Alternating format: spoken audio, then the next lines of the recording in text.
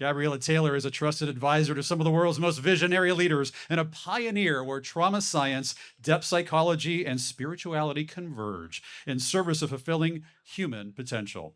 Drawing on 31 years of private practice and her own extraordinary journey, she bridges the scientific and the sacred to reveal what truly heals us, our connection to ourselves, to each other, and to something greater. Would you please welcome Gabriella Taylor? Here's a light for you. Well, many of you know that Belle and Lily are very dear to my heart. And Belle and I share a few things that you might not know about. We both have several planets in Leo. We deeply care about regenerative farming. And we've both been in mental institutes. And the fact that they asked me to keep this talk to 5 minutes is almost as hard because for somebody who goes deep for a living, I do not do brevity, but I can do hard things. So I want to bring you back in time to 1990. No, 1988. I was just doing my math too quickly. It was the first time that I tried to kill myself. I was 12 years old. And it was because my dad dared me to. I didn't want to die. I just wanted to know that I mattered to him. 2 years later, after my second suicide attempt, I'm in the ER, laying on a gurney. It's a Friday afternoon. I'm 14 years old. And behind the thin curtain, I hear them telling my mom that there is not a bed available in the psychiatric ward until Monday. And the only opportunity would be to place me in a detox center for homeless adults. I lay there terrified. So then something really unexpected happened. My mom told my therapist, Ricky, and Ricky brought me home to her retreat center deep into the Maine woods. And she was hosting a weekend retreat for adults talking about soul and the spirit. I was the only teenager, yet I felt like I belonged. I felt like I mattered. And raise your hand if you've ever been in a position where you have extended. You've opened your heart, you've opened your home, you've opened your pocketbook, you've opened yourself to help someone in need. Many of you here, I know personally.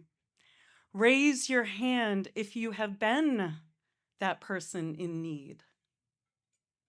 My husband died very tragically a few months ago, and many of you are still carrying me through. Meredith's giving me massages, facials, Lily making me roast chicken, Belle feeding me, holding me, Seema bringing me tea. Many of you have been that person for me in my time of need. This is the power of connection. This is why we are here tonight.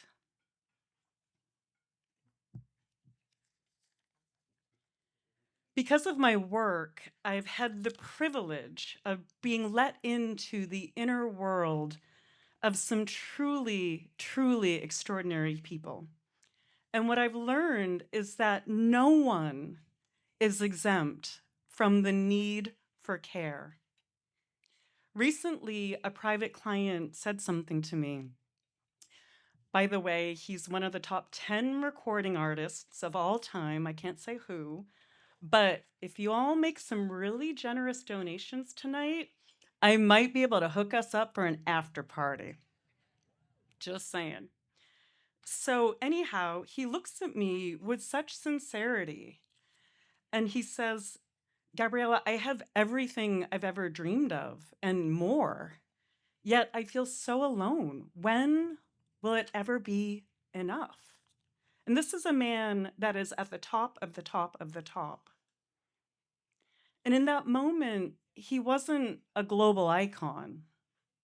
He was just a human being who wanted what we all want, to know that he's loved for who he is, no matter what. Here he was, longing for the very same thing that as a 14-year-old girl I longed for, that clients at the mental wellness center long for, that every single one of us in this room longs for. Loneliness does not discriminate. It doesn't care how successful you are, doesn't care how much money you have, it certainly doesn't care how good you look in a bikini. Dr. Stephen Porges, one of my early mentors and teachers, describes how connection is a biological imperative. Right now, every single one of our nervous systems are scanning for cues. Right now, sussing out, is it safe to connect or do I need to self-protect? 14 times a second. We're wondering if Richard's going to eat Belle, if Stuart's going to be a friend to Lily. Like, our nervous systems 14 times a second are scanning, is it safe to connect or do I need to shut down and protect? And so the reason this matters is that the biological need that we have to feel safe with another human is far greater than anything that we can pray for, meditate for, or change our mindset for. It is written into our biological program to need the warm nest of belonging of another human.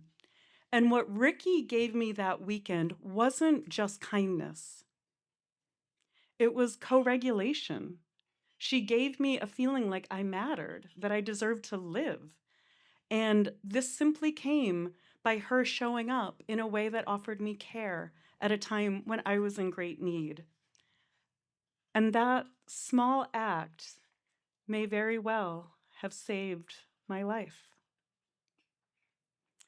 Friends, we are living in what has been declared a loneliness epidemic. In 2023, the Surgeon General described this loneliness epidemic as one of the greatest health emergencies of our time. All around us, people are silently battling depression, uncertainty, and despair. The World Health Organization says loneliness is even more dangerous than smoking or obesity. However, our ability to reach for connection is our greatest neurobiological gift. Emotional intelligence is our superpower.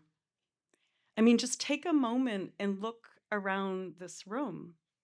Like, look around and look for, let your brain register that you are surrounded. Go on, it's okay if it feels weird.